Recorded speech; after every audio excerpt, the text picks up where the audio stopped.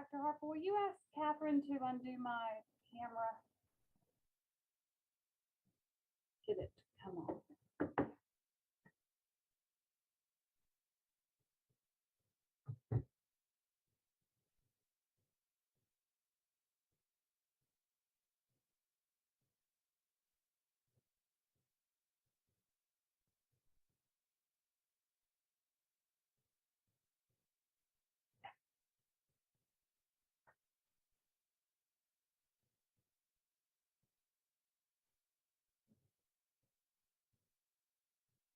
Okay, can you hear me?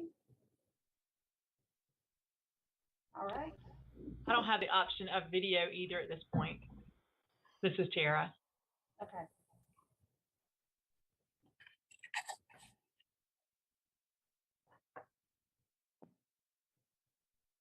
I'm in the middle of a bunch of cats and dogs.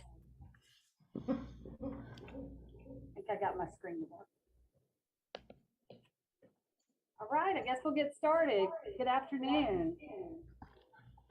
Getting some echo, so Dr. Harper, you might want to mute until I get intro done. I'm Linda Kramer, Assistant County Manager, and we're pleased to have you here this afternoon as we talk about our animal services program here in Chatham County. And what we've decided to do this year is really focus in on more of a strategic planning approach to our animal services program and look at what we have, what we're doing now, what our community has already set up in the community, and then look at, where the community thinks we need to enhance our programs, what programs we need to change or modify, and just kind of get your input as we look into this.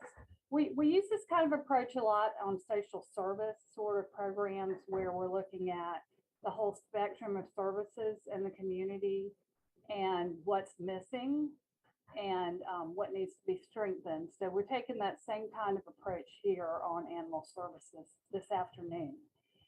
And we thought we'd start out pretty broad in terms of what we're doing. We're going to let you know what we do. We'll do a little presentation, let you know what we do and how we do our job. And then we have some questions for you to get your perception of what we do and how we do our job. And then at the end of this, we'll be looking for input from you on what you think we could do better in our community. And we're going to take all that input. A lot of it's going to have to go through the chat because this is not a live forum tonight. But we'll take all that input from you, and we're going to have another meeting to follow back up on that input and to see how we need to enhance our services. So with that, I do want to introduce a few people on the call. I saw Commissioner Whiteley come on. I've got Diane Pinckney from 911 on the call as well. I don't know if there are any other commissioners. Let me see.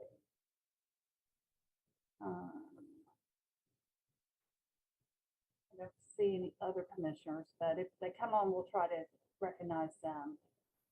But thank all of you for being here. It's, like I said, the first meeting, and I hope we get more attendees as we roll this out and have more meetings as we move through the strategic planning process. And with that, I'm going to ask Dr. Harper. Dr. Harper's here with me, as is Tara Jennings, who is our strategic planning coordinator here at Chatham County. So she's going to help us out with this process. So Dr. Harper, I'll turn it over to you. Okay.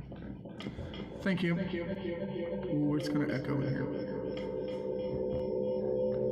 Hang on just a second.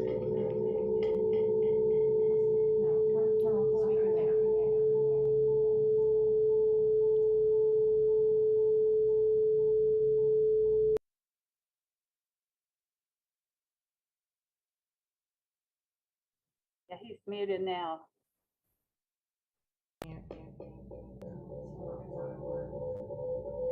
We're gonna have to relocate you. Okay.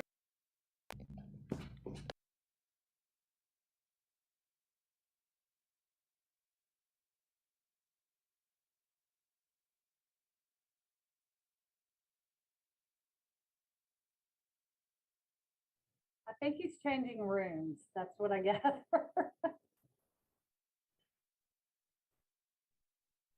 We'll see if he can get into a better sound environment.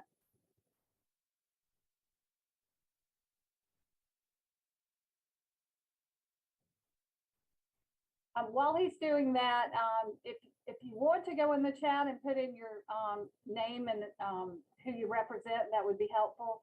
I think we also have that information from the registration, but we do appreciate you being here. Miss Linda, there's also a question in the chat. I don't know if you can see that, if you want to try to respond to that, or you want to wait till the end to answer all questions.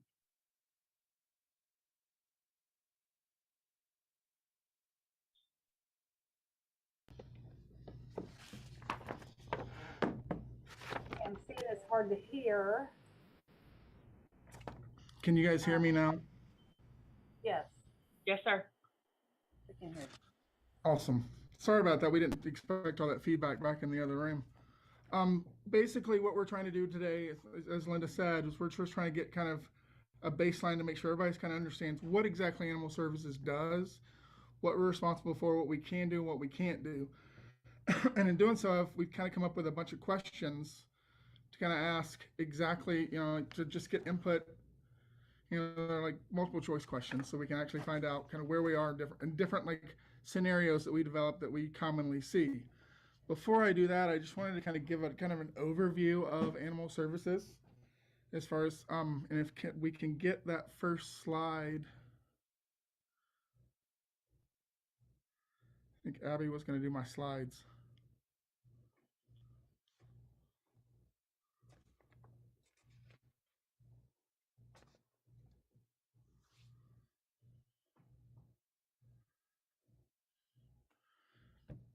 So there's what I want. The biggest thing that I want to talk. Here we go. Personnel.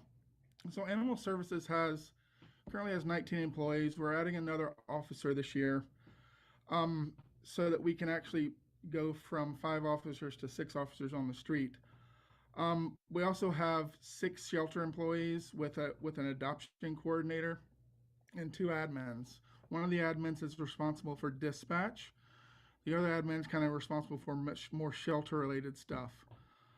These were our goals for last budget year, and one of the biggest focuses that we've had over the last 2-3 years that I've been there is trying to get our euthanasia rate down. When I started, our euthanasia rate was tremendously high. I think at some point, we were close to 50%. Almost half the animals that came in were euthanized just because we didn't have a network in place to do a lot of the things that we needed to do. 2020, it was 47%. 2021, last year, the actual was right at our live release rate was right at 67%. So that number was projected. It's actually a little bit better than that. It was actually only, excuse me, 33% or 37% of the animals were euthanized. Can we go to the next slide so we actually talk about last year's numbers?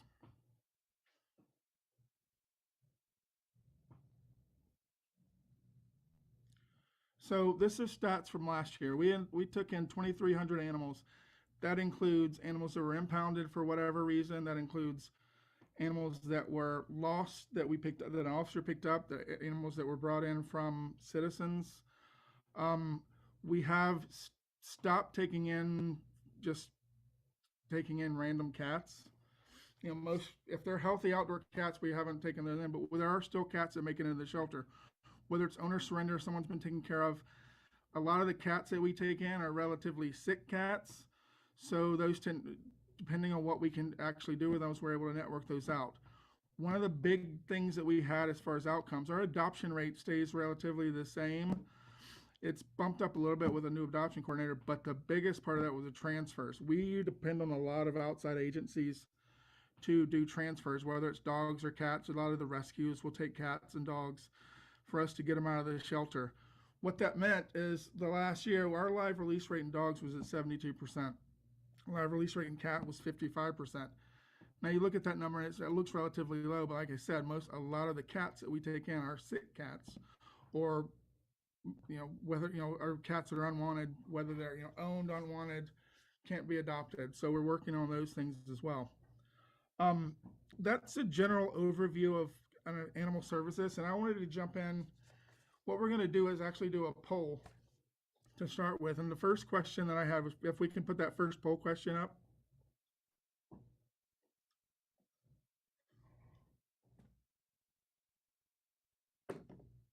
So if you look at the poll, if everybody would take some time to look at that poll question. Basically, I am concerned that my neighbor is not taking proper care of his pets. I would like to have an animal service officer check on the animals, and how do I proceed? I'll give you guys a few minutes to kind of go ahead and click on those. I know all of us, most of us animal welfare people are on here that I can see, kind of know the ways to do these.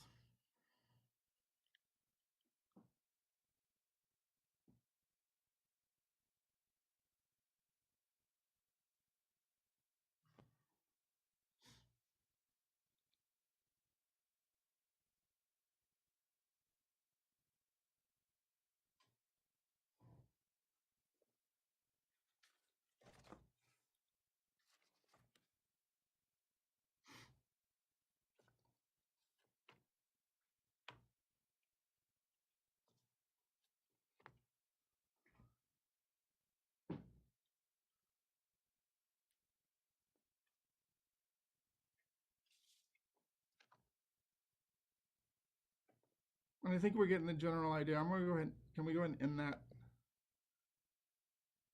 Most people that answer that question would say that it was either call animal services at the 912-652-657 number or file an online complaint. And those are the two big things. Concerned citizens can typically go to our homepage or call 912-652-6575. When you do this, I think one of the biggest, most important things that we ask is that we give as much information as possible. I mean, sometimes we get information where, it's my neighbor that lives across the street, but they want to be anonymous. So they'll call and say, they won't necessarily give us the right address, or maybe they give us their address so that we're not really sure the address where the animals live. But typically, if we get enough information that we can go out and do a welfare check, an officer is dispatched to investigate. Pending the findings, a warning or citation may be issued. If conditions warrant, the animal may be impounded, and if possible, we may try to, we'll try to allow time. Depending on the situation, we may try to rectify these situations before we cite these owners.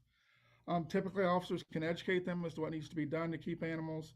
There are a lot of times where, what the perception is of the person calling isn't actually what's going on at the residence.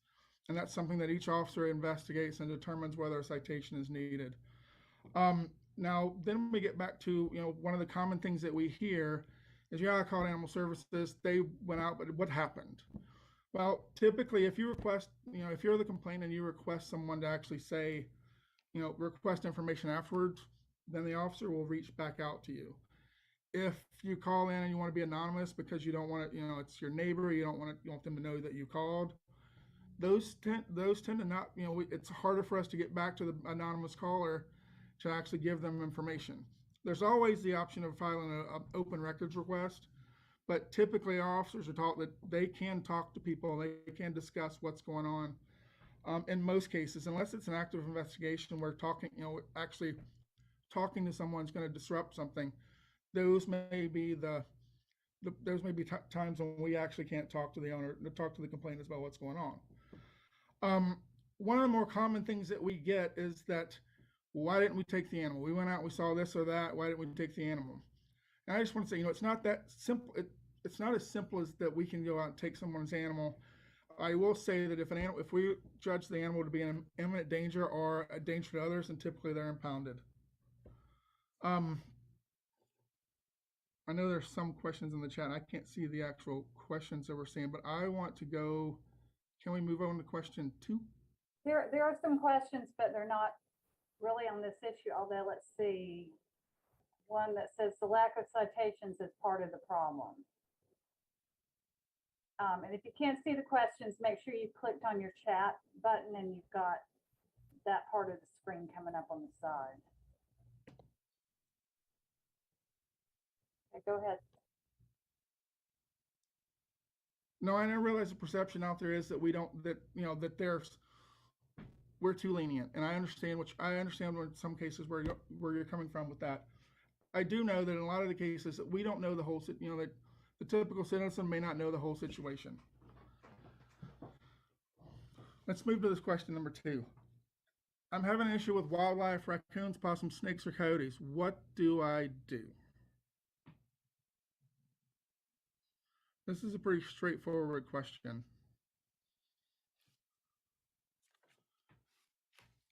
And I don't know that if we have anybody from Georgia Department of Natural Resources on the call. We had reached out to them. They're few and far between down here in the coast, but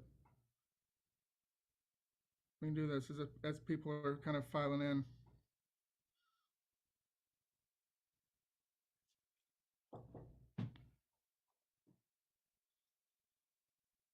It seems like everybody seems to be the same thing, to call the Department of Natural Resources. That is the go-to number for this. Animal Services, we respond to calls about dogs and cats. We're trained to deal with dogs and cats. Wildlife issues should be handled by the Department of Natural Resources. If we have a case where we have an imminent threat, an immediate threat to public safety, we may have an animal control officer that we can respond to. We've responded to things like a cow in the roadway before. We had a cow out on 516 and 95 and Lance Parkway once. We've responded to deer occasionally. The big thing that we're talking about with these are raccoons. When we speak to the Department of Natural Resources, one of the biggest concerns they have is that the trapping of wildlife like raccoons is illegal unless you have a nuisance permit. So what I've been told when I've called them is, they talk to us about, using specifically licensed wildlife trappers in the area. I know that we have in the past, when people were trapping cats and things like that, they would inadvertently trap raccoons, and we would, Animal Services would pick those up. That's one of the gaps that we have in our service. It's where we don't have officers that are necessarily trained to do that, and we don't really have a good thing to do with those raccoons after we take them. So, if you call DNR, I'll tell you that what they typically say is, if you trap a raccoon, you should let it out. I don't like to tell people that, but that tends to be what what DNR will tell you. I will say that when speaking to DNR, there is a program in Atlanta that they have that is a nuisance wildlife type program, and one of the things that we talked about with them is actually trying to establish something similar in Savannah, because we are so close to the environment that we do see these, and I don't want to call them invasive because we're invading their territory. Raccoons, possums, those kind of things that come in our area. We see the occasional coyote too. So they're looking to expand into the Savannah area, and I'll kind of keep everybody posted if that were to happen. Any specific questions about wildlife? Some folks can't see the questions, so when we get to the next question, if you could read out all the answers and they can put their answer. Oh, perfect. I'll do that. Yeah. Okay. Let's go to question number 3. This is kind of one of the biggest things. Here, let's see. SLOA has dealt with animal service issues that myself and members have experienced. We see in here ongoing leniency, which certainly has blocked needed improvements. Okay, so we're getting into enforcement issues here. So we'll talk about that in a minute. Go ahead, Dr. Harper. All right, let's move on to question number 3. So I'll read the question. There's a dog roaming my neighborhood at 7:30 p.m. What do I do? Choice A is contact a local rescue group to come and get it. Choice B is call 911 for a dog at large. Choice 3 is file a found dog report using Chatham County Animal Services website. And D is call and leave a message at Chatham County Animal Services at the 912-652-6575. Now I know this is going to be one of those. This is kind of a, for us, it's been a major chore over the last couple of months. We've seen a lot of, we've had lots of calls for dog at large. I think last month we had, I want to say that there were probably 3 a day at least, probably more on a good day. So typically with stray dogs, if a stray dog is found after hours, they can be held by the owner. If they're healthy and they're normal and they're not aggressive, they can be held by the individual that found them. We have multiple rescues in the area that can be help, but we don't, as a whole, Chatham County Animal Service won't respond to retrieve stray animals after hours. Typically, we do respond to emergency calls. If a dog's aggressive, if a dog is injured, we will respond to those. But the way we respond is the owner will contact 911 to have a police officer actually dispatched out. That police officer will confirm the call and determine whether or not an animal services officer is needed, and they will call the animal services officer that's on call. So we have an officer on call after hours every night. We have officers on call on the weekends. We have officers on call during the holidays. Now, if an owner finds a dog that, if someone finds a dog that they can contain, they can hold it until the morning, we will certainly make a call. They can have it. We can go out and pick that dog up the next morning. We're not asking them to do that, but that's something that we can do. Typically what happens is you find an animal, it's a friendly dog, you can hold it at your house, you can contain it, you give us a call, you can either go on our website, and file a report on the website, or you can actually call the number, the 912-652-6575 number, leave a message, we listen to those messages the next morning, we dispatch a call, and an officer will come the next day to pick the dog up. Typically now we get back into whether or not dogs need to actually come to the shelter. And I know that we have a couple of people, a couple of rescue people on here that we work with really closely. But I can tell you that typically what happens, animals that are found at stray, they are not required to come to the shelter. They can be kept at home. They can be kept, by an owner. They don't have to come. I will say that there's no problem with them coming. And with our, especially with dogs, the likelihood that an animal, typically when they come into our shelter, we do a pretty good job of networking those animals. And I will say it used to be that people didn't like to bring their dogs to the shelter because they're afraid they'd be euthanized. I think we're working on those numbers. We've seen some pretty significant improvement in those numbers. We're not anywhere close to where we want to be, but it doesn't mean a death sentence to these animals that come to the shelter. That being said, if you find an animal, you need to take it to somewhere and have it scanned for a chip, whether that be a veterinarian, you contact a rescue, you come to the shelter and scan it for a chip. If a chip is found, ideally the best course of action would be to bring it to the shelter, because that way we can coordinate the owner coming to get that dog. That doesn't, like I said, it doesn't necessarily have to be that way, but that's the easiest situation, so you can kind of distance yourself from the situation and avoid any kind of issues. If a person opts to not bring it to the shelter, they keep that dog for 5 days. That's the stray hold that we would have in the shelter. That's just basically the stray hold that they would have in an individual's home. After that, if they filed a found dog report in our website or actually at the shelter, no one comes to claim that dog in 5 days. That's when that dog is eligible for an adoption. There is an ordinance that, in the ordinance it does specify that 14 days is when you actually, someone is declared legally responsible for a dog. That's not necessarily involved in the stray dog stuff. 5 days is the stray dog's at home or whether the dog's, those are like if you found a dog. Now let's look at something else that's a little bit different. Like in a case where you have a potentially owned dog at large, we're just talking about dogs at large that you're not able to catch. Dog at large in Chatham County is where a dog is off leash and off the property of the owner. If those dogs are seen, we need to be called, whether it's 7:30 at night, whether it's 4 o'clock in the afternoon.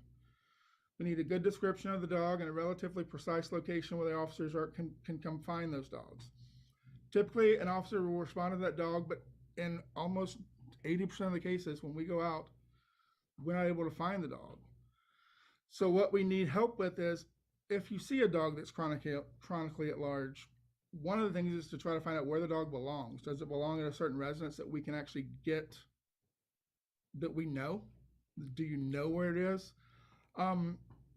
If you do, then we can actually try to address that chronic dog at large with the actual owner. In the case where we may not know, we need evidence, and we've had plenty of court cases where we've actually come back and said, the dog's at large. When we get out there, the dog's not at large, it's actually in the backyard. An officer that doesn't actually see a dog at large can't cite for dog at large. We've had cases where, even dogs that were brought to the shelter in the past that were obviously at large, the judge said because it wasn't observed at large, it was just found there, and someone brought it in, then we couldn't cite them for dog at large. So pictures, videos, all of those kind of things are good evidence for people to kind of get so that we can actually talk to about, and we can actually use them in court to actually get, to get them to uphold these citations for dog at large. Typically the fine, it depends on the severity.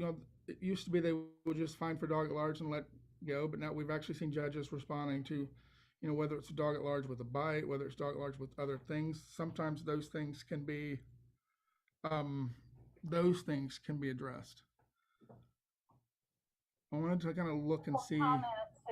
Do you see those coming up?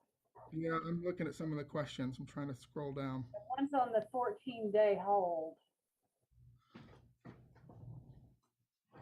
So the 14-day hold is specifically for veterinarians when they're not actually searching for the dog for the home. What we're trying to do is work with, that's something that we're looking at with ordinance changes and stuff to see. 14 days is historically the amount of time that if you've been feeding a dog for 14 days, that becomes your property. With the stray hold, if you've filed a report, if you've had the dog scanned for a microchip, and if we have actively searching, that stray hold can be 5 days and it can be in someone's home. As long as all the different hoops are gone through. And typically those dogs are either released to a rescue or they're released to animal services, those various things. I wanted to look to see if there's other questions. There's a question from Commissioner Whiteley on dispatch policies after hours. How calls are dispatched. I'm trying to find that one. I just saw it. What happens after hours?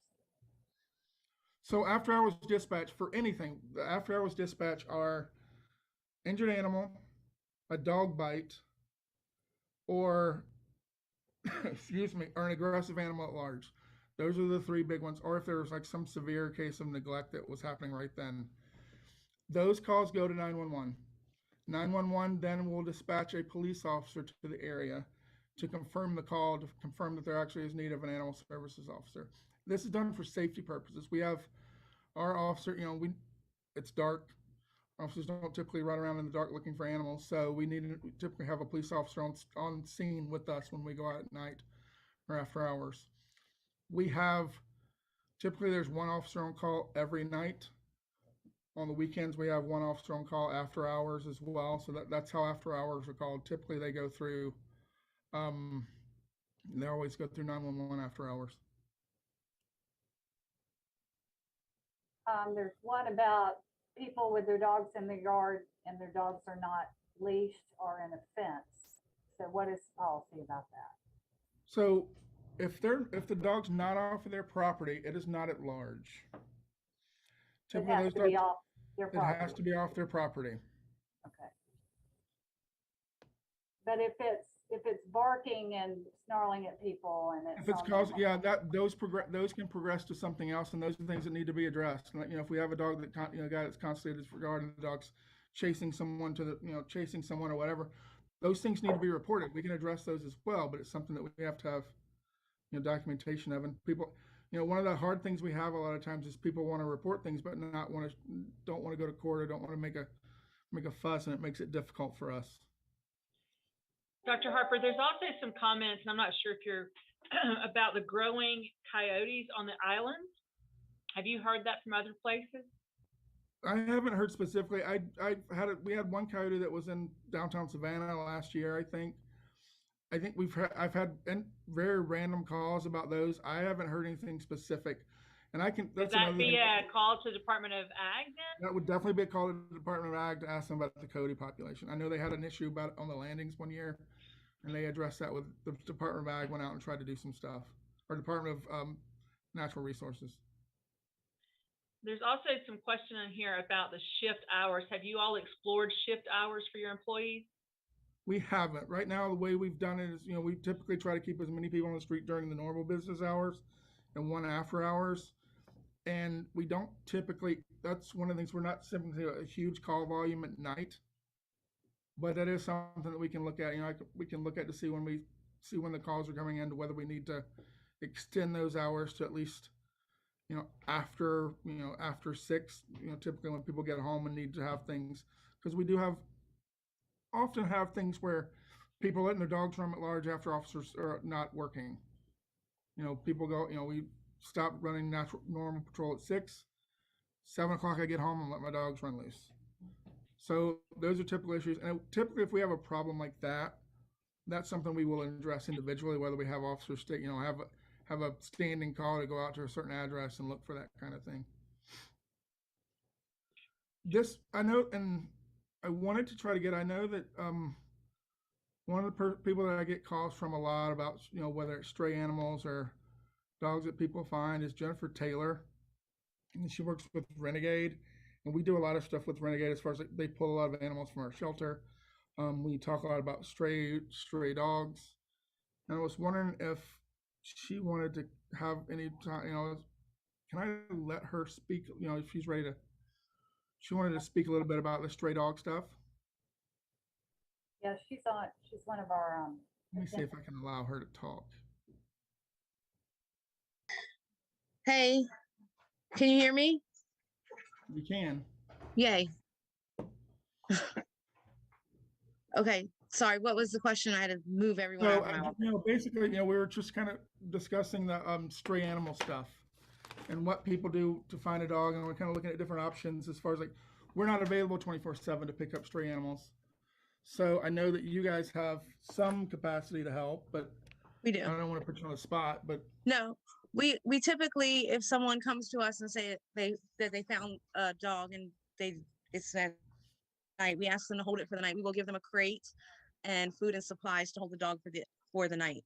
If they choose to foster the dog beyond that, then they can sign up to be a renegade foster or whatever rescue that they choose that they want to foster for, and we'll pass it to that director.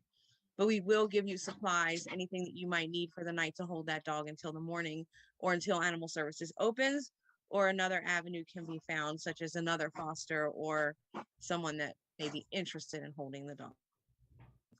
yeah, and Absolutely. one of the big issues that we hear a lot is that people don't want to bring them to us because they're afraid that that they're like I said, say death sentence again because that's the word that I hear a lot. And I just kind of wanted to make sure that people understand that it's not. You guys are in there pretty much. We have rescues coming through all the time to pull animals to make it easier for us to get animals, to make space for new animals. We are open intake, so we can't really determine what animals come in, what animals don't. But we've done an increasingly better job of getting those animals out. So what you were saying, Ms. Taylor, that's a good point. That's kind of how we're talking about asset mapping. So, once we determine what services we have in the community already, we can kind of outline all those services and have them, and then start pushing that information out for citizens. I think part of that's just a communication issue. Yes, and like I said, we are happy to provide you with any supplies, a crate, flea medication if they have fleas, soap to wash them, even let you wash them in our tub if you can hold them for the night, because fosters aren't on call 24/7. But if I do have someone available, I'm happy to help in any capacity. And we then report to Chatham County Animal Services, let them know we have the dog, and move forward from there in whichever avenue that dog needs to take, or cat, I guess, needs to take. And like I said, we're happy to help be a resource for our community. Thank you. Are there any other, I'm looking through, I don't see any. The issue about the loose dogs on private property, I see, I think Ms. Williamson's text, I believe. So I'm just acknowledging that. We'll look at it. But I think the issue is it's a private property. So I think that's the issue around that. But we'll look at it. Okay.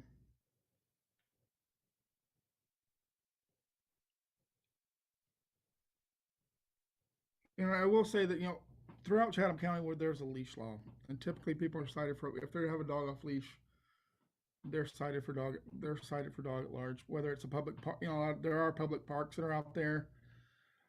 We're complaint based too.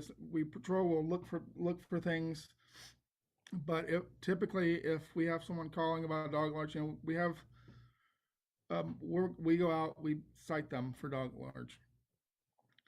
I wanted to move on to question number 4, which is another good question. So let me share this. There we go. Someone in my neighborhood is feeding stray cats and they're coming into my yard. Who is responsible for helping me? Is it Chatham County Animal Services, the Greater Savannah Humane Society, Chatham County Police Department, or the Georgia Department of Agriculture or Natural Resources? So the way we've handled cats and stray cats is evolving, and it has been evolving and is evolving over the last few years. It used to be that the default was people would call, they had a cat in their neighborhood they didn't want, or 4 cats in their neighborhood they didn't want. They would call in, they would say they would get a trap, they would go out, pick up the trap, no questions asked, bring the cat to the shelter, overrun the shelter, and we were euthanizing a lot of cats because you can't really adopt out stray cats. No one, and you can't, the state of Georgia doesn't necessarily allow you, once you get into the shelter situation, actually put them anywhere else. That resulted in a really high euthanasia rate. Today, typically what we do, we have a Tnvr program in Chatham County. The way that works typically is we typically will have a citizen contact us with an issue with stray cats. They call us, either submit an online request, or they go through our phone system, the 652-6575. Then we have an officer contact them, or someone of the staff members contact them to discuss the situation. Usually it's a situation of, my neighbor has 4 cats, they're coming in my yard. What do we do? We are able to actually give them devices to use, different repellent devices. We have solar powered, repellers that actually plug in the ground. They work on the sun, and they try to repel these cats to keep them where they're supposed to be. We've actually had discussions with people that are feeding cats to determine where they should be feeding these cats, whether it's, if they're feeding it too close to their neighbor's property, where they should feed them, should they only, how much are they feeding, those kind of things to keep them becoming a nuisance, because we still do have a nuisance, and some of these will progress to a nuisance where we have to do something about it, whether we have to remove the cats, whether we have to try to displace the cats, what we have to do. But the main part of it is the Tnvr, which we work directly with Pet Fix and the Humane Society in Savannah to do this. Typically what happens, they call us, they'll get a voucher that entitles them to trap, and a trap. We have multiple traps that we can actually loan out for the caretaker of these cats to have them trapped. They take them they schedule an appointment with the Humane Society before they trap them to kind of make sure they have a good hold on the amount of cats coming in every day. Then they take them there, they drop them off, have them spayed or neutered, they pick them up, they're vaccinated for rabies as well, and they take them back to where they found them. This is significantly decreased our euthanasia rate. I'm gonna I think Sean's on this phone call. Sean is the executive director of the Humane Society, and I was gonna kind of give him an opportunity to talk about this. Before I do that, I just want to say, we do have, it's, when people call about stray cats, animal services policies, we don't take in healthy stray cats. That's that's what we typically will tell people. Now, there are occasions where a healthy cat may be brought into the shelter that for some reason we decide to hold on to that cat and contact some rescues to get them out of there as soon as possible. But in general, we don't. We will scan them for a microchip. We send them, we discourage them. Sometimes it's difficult when we have people that actually show up at the shelter with a cat. Sometimes the best thing for that cat is for us to take it in rather than have them release it in a different place. We've had people that will show up at the shelter with a cat that they want to surrender. It's just, it's not their cat. They just found it. They trapped it. And we tell them no, they walk off the property, open the trap, and let the cat out. We're trying to prevent that stuff from happening. So part of that is scheduling appointments. But the other thing is we do have walk-ins. So there are occasions that we will take in cats. I'm gonna go over to give Sean Griffin. Where are you? Can you hear me? Oh, there you Yeah. are. Hi, I'm Sean Griffin, the Executive Director for the Humane Society. I agree with Dr. Harper. This has been a great partnership between Chatham County and the Humane Society and PetFix.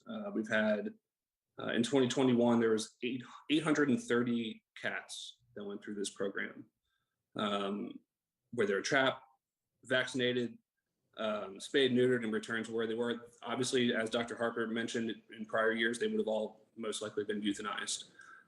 So since this program has started in October 2020, we're over 1,100 surgeries at PetFix. And I think that, the goal, when he was talking about euthanasia rates earlier, the cat rate is still very low, but when you look at whole numbers, as far as how many cats are actually being euthanized in prior years versus this year and 2021, it's made a massive impact, for the community. And I think that the goal here, the ultimate goal, is not more cats. We don't want Chatham County to be overrun with cats. The goal here is to have a stable, small, healthy population. And by making these vouchers and having this surgeries be free, more volunteers, more people that work with the rescues are helping out. And I think we're getting, it's definitely having an impact on intakes. And I think that if we do this and we keep doing this, I think we'll definitely reduce the nuisance complaints that come to animal services.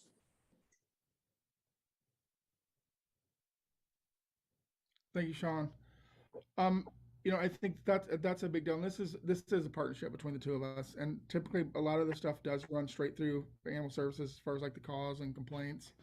But there are some people that will, contact their Tnvr coordinator up there, Trent. So some of them go straight to him.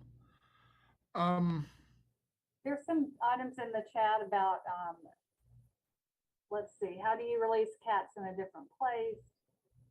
Is Animal Services refusing to take found cats, and is Best Friend still funding the Tnvr? They are not. Best Friend doesn't fund this. TSNR. Yeah. They did start us though, They right? did start. They funded it at first, and this is coming from our budget, from our professional services budget. They started the program, and I will look, and I see I'm just having a hard time seeing these comments. There we go.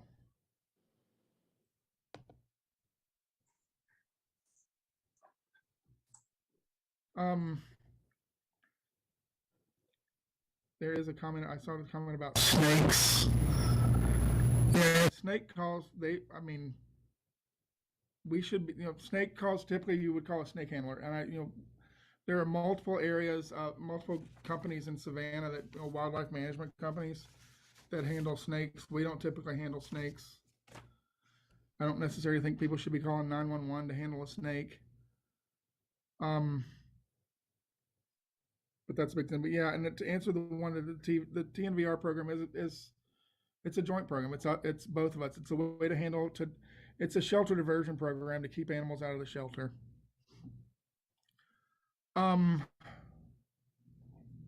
Next question. Let's go to question 5. Going back to Best Friends, just to clarify, because that came back up. It did. We were working with them initially on the trap, spay, neuter release program, and they actually had provided funding and came in and gave us a lot of information about that program so that we could get it set up. Yeah, and they trained staff as far as how to handle those calls, how to.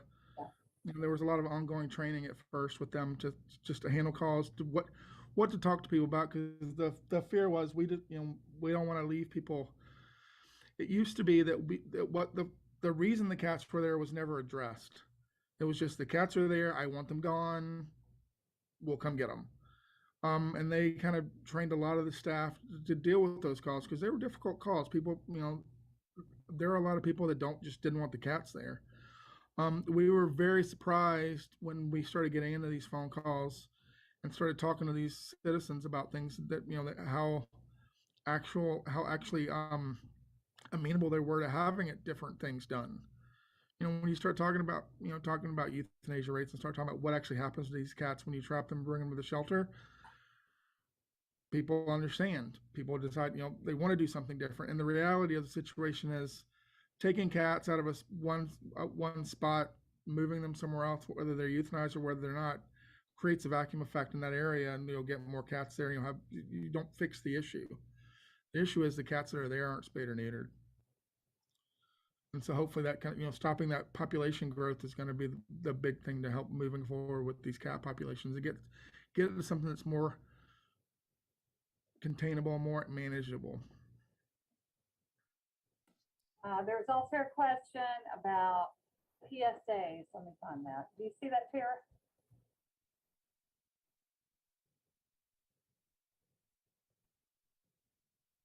Yes, I think the question was asking about, could we do PSAs and educational things with local media outlets? And I think PIO office and Dr. Harper's team have worked on doing some of those things, but we could definitely explore doing some others.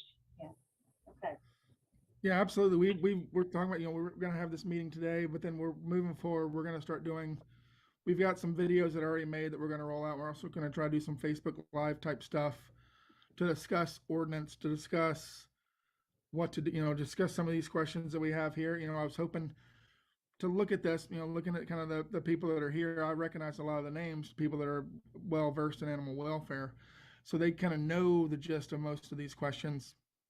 But some of these are, this will be on Facebook Live, this will be on YouTube. These are all out there. So hopefully this will be the first step to get some of the word out. Say, okay, yeah, I see a dog. This is what I'm supposed to do. This is what my expectation should be. Because I think that's where a lot of these come from. People have a certain expectation for things, and we want to make sure their expectations are where we can meet them. Or if their expectations are justified, then we have to figure out a way to actually meet those expectations through other means if necessary.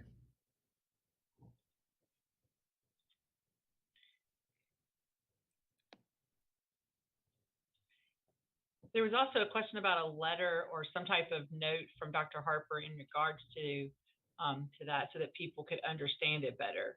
So it's talking about, can we have something to release to the 2,100 members of Lost and Found page so that there's no disagreement in regards to the shelter stance versus the public? So you might want to follow up on that. Yeah, I'm going to work up. Yeah, that's something that we talked about. I had actually talked about with Jen and a couple of other people recently about actually working on that, just to make some clarifications on that, because I didn't realize that there was as big of an issue as there was.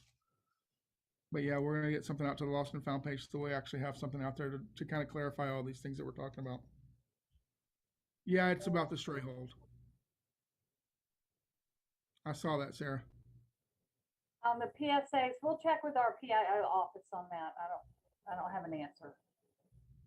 They're the experts. All right, next question, I guess. All right, let's move to the fifth question.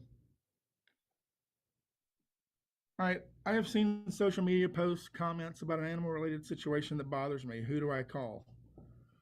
Chatham County 911 is the first. Animal Services, no one, because Animal Services should know about this already, or my local police department. And I think this is one of those hot button issues that kind of I think most agencies, whether it's law enforcement or anybody else, kind of deal with daily. Is, I saw something on Facebook, it must be true. I'll say that, people that come, we get lots of calls about, we have people call and say, hey, I saw this on Facebook, you must be addressing this. And I just wanted to clarify, get this out there, is that we don't actively monitor social media or any of the pages for situations that may or may not require our assistance.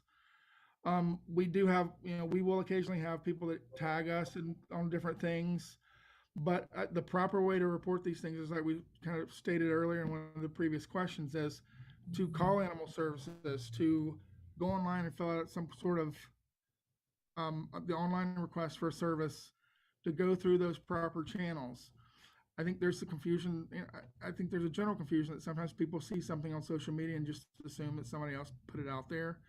And there have been times that when we finally get a call, we go out and people say, "Oh, well, this has been all over social media." why haven't you done anything yet? And we can't do anything until we're called about it. So, I will say that the other part about social media is when you see these things on social media, sometimes we can create a problem as we try to build a case in some of these, because people think, okay, well, there's evidence on Facebook. Well, that evidence has to be documented. Like if you see a post on Facebook, I see a post on Facebook, we have officers go out because of a post on Facebook. They don't see the same thing that's on Facebook, but we have what people call a video. Well, that video can't be used as evidence in any court of law until it's verified. So then you have to find out who posted the video, when did they post the video, will they go to court and verify the video? Those are the things that are all involved. And I think that's where the issue becomes, that's where some of this expectation, we're trying to clarify these expectations. I think, ideally, if you do see something, you got to say something. You got to either call or email. And if you have evidence, be able to provide that evidence so that we can move forward and prosecute some of these things. And there are a lot, we don't typically, the other thing I will say about social media is when we see all these posts and we do get tagged or someone writes on our page on Facebook, we're not going to comment on these active cases to have anything out there, because once again, that could damage the case moving forward. I think, there are multiple ways to contact us. We've talked about the website. We've talked about from 8 p.m. to 5 p.m. that you can actually call the shelter number. After hours, you call the emergency number. You call 911, but that is for sick or injured, bite cases, aggressive animals at large. If it's other things that are non-emergent, then you can certainly, file an online request that we check, they're checked first thing in the morning, or call, leave a message on our phone system. We actually check those to call back people to find out if we need to respond to some of those cases. In cases where the police department responds to cases overnight that we don't necessarily know, we do review a lot of those, because depending on how the call goes in through 911, we review those calls to see if there's anything that we may need to respond to that maybe a police officer responded to and didn't see and didn't think that it was necessary to have an animal services officer out at that time. They usually will forward those to us or change the call so that we see those calls the next day. I know there are probably some questions about this, and do we have?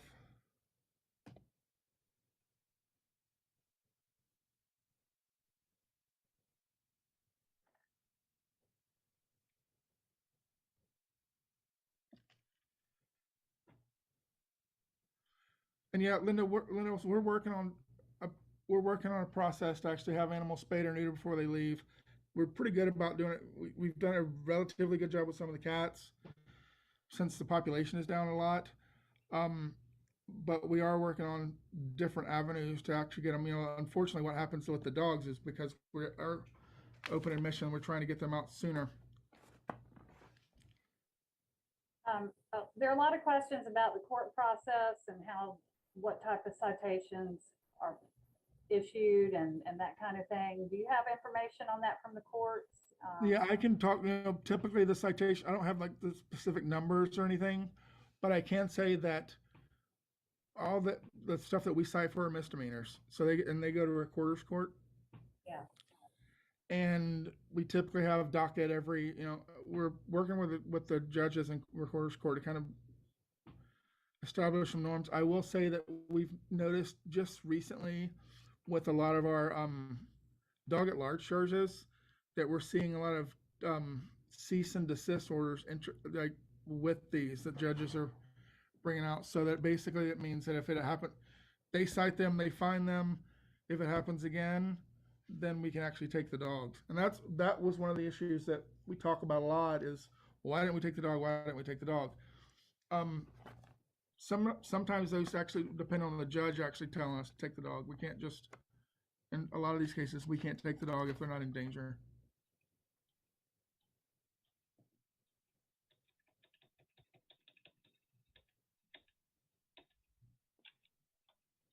Okay, but we do have pretty good numbers on spay and neuter, so we'll continue to look at that process and see if there's a way we can.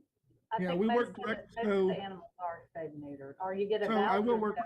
spayed and neutered. They get a voucher. Typically, what we do with spay and neuter is that we use Pet Fix. The voucher that they get with an adoption goes through Pet Fix.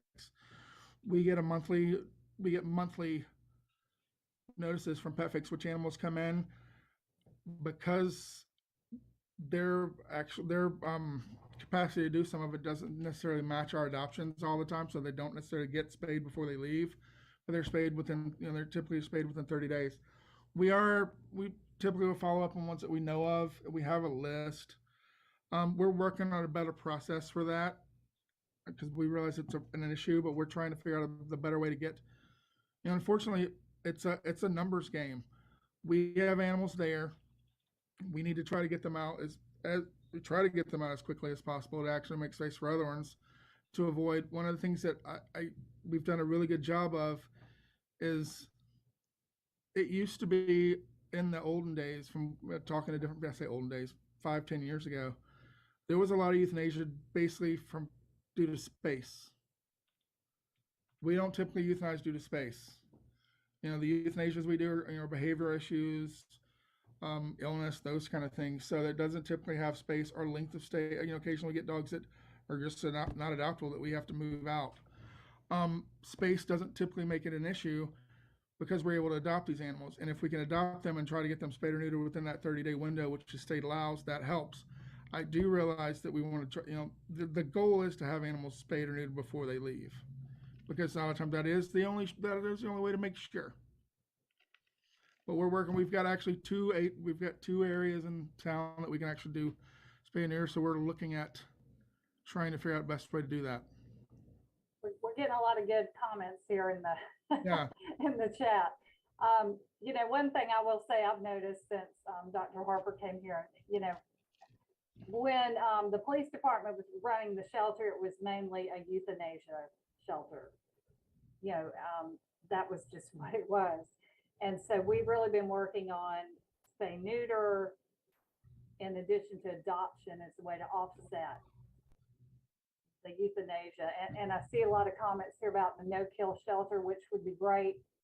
I'd love that myself, but we got to move there in increments, I guess. So if we can build more capacity around spay and neuter, I think that will help us move that way. I'm not a vet though. Dr. Harper, you're the vet. So. Okay. What's your last thought, Dr. Harper? So I think that, this meeting tonight was basically to kind of get information from the public, to get things in here, to get ideas, to kind of know where we are with things. Some of these things we know, some of these things we may not. To figure out a way to move forward. We're trying to move forward to advance welfare as much as we can. We've got a lot of good, I've seen a lot of the comments, a lot of things that we're currently working on, trying to figure out the best ways to do some of these things. The last question was basically to talk about ways to move animal welfare forward. And I think a lot of these things were typically on here. What I would like for people to do is actually, I think PIO set up, you can email PIO, I think the question 6.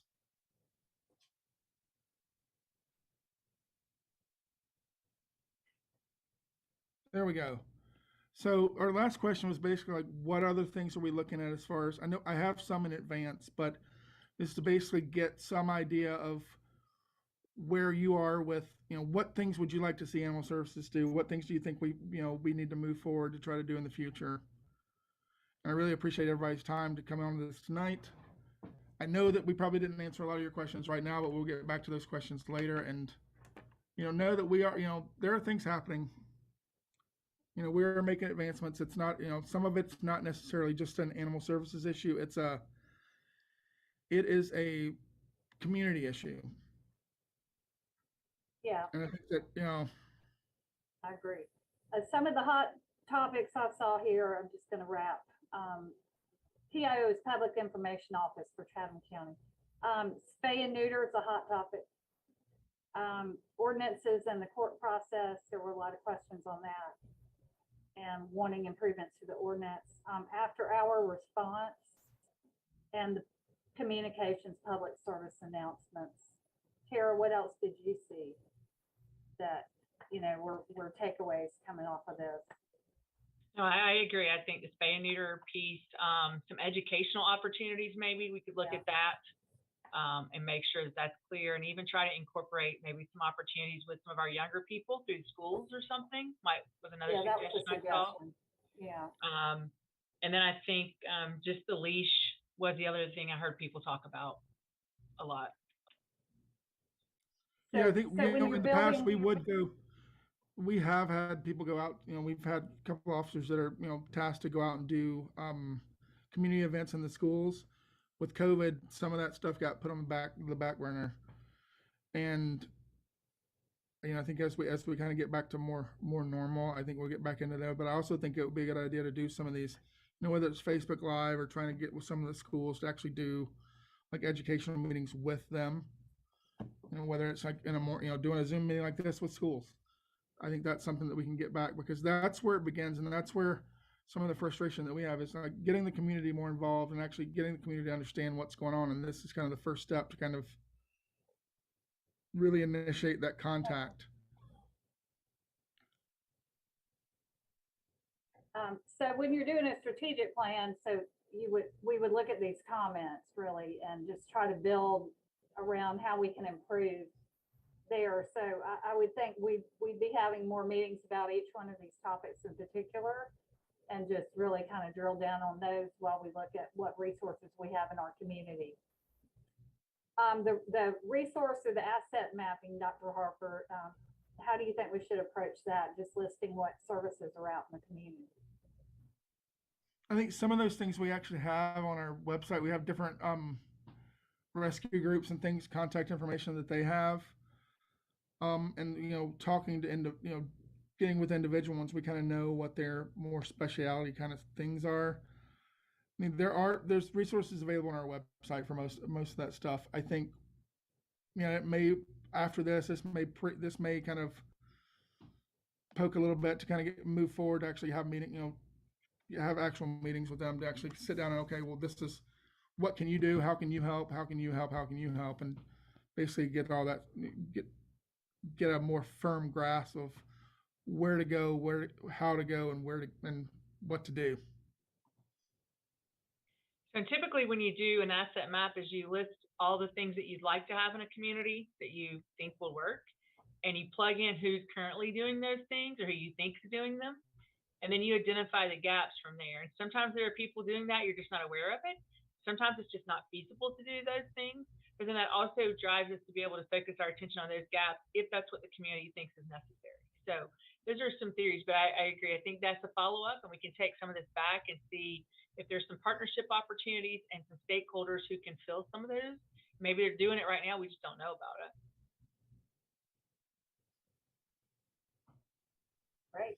I agree. Yeah, we can take a lot of these comments and kind of get, those would be the big things that we can get, we can kind of hone down on the different services and different things that we need to be done. Yeah, see, we have some volunteers already to go into the schools, so this is good. All right, well, we want to thank all of you for your comments tonight. We're trying to keep this, to an hour here, so we're going to sign off and let you go to dinner. But we will be having some more meetings, and we'll be circling back on these topics. We'll look forward to talking with you guys more as we roll this out this year. Dr. Harper? Thank you, guys. I appreciate it. I appreciate all the comments. Volunteers. This is good. Thank y'all. Thank you.